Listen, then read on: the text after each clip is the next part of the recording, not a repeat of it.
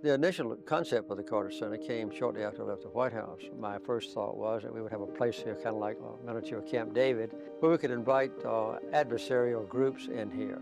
Or either I could go to their country to negotiate back and forth between people who were either at war or likely to go to war.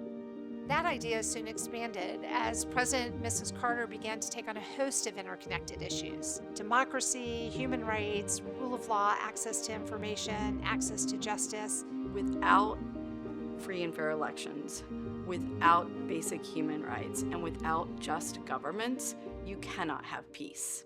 The Carter Center observed its first election in 1989 in Panama. The ruling party saw it was losing, and they were trying to falsify the tally sheets.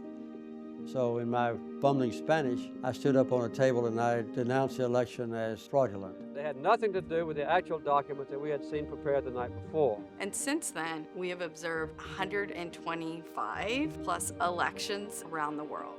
What he did was a lot of electoral negotiation and mediation, where he would just go and talk to the different party stakeholders and say, look, these are the results. You will be well advised to accept the results. Expressing accurately the will of the people. When Zambia decided they wanted change, they invited President Carter. They knew him as one person who was honest to organize the election monitors. President Carter is very well respected throughout Africa.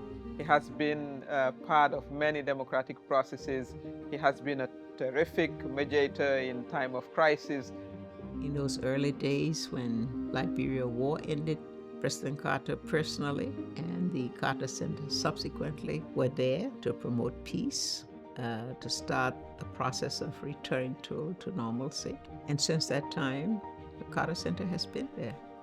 Through the Carter Center, the Carters accomplished so many great things. Some of those things made headlines, like when they negotiated peace agreements or helped new democracies draft constitutions. But in some ways, what's even more incredible is the stuff that they did behind the scenes. Things like writing letters on behalf of political prisoners to help negotiate their release. I am alive because of people like Jimmy Carter intervening when I was in trouble in my own country. President Carter used his good offices for me, not once, but many times.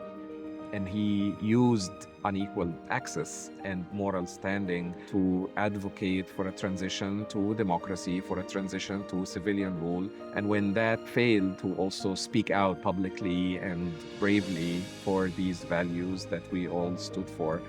The Carters have left us an incredible blueprint to follow. We are dedicated to peace, freedom, democracy, human rights, environmental equality, and the alleviation of suffering. So that's a broad agenda for the Carter Center. Every one of us at the Carter Center is committed to doing all we can to make their vision of a peaceful world a reality. We can choose to alleviate suffering. We can choose to work together for peace. We can make these changes, and we must.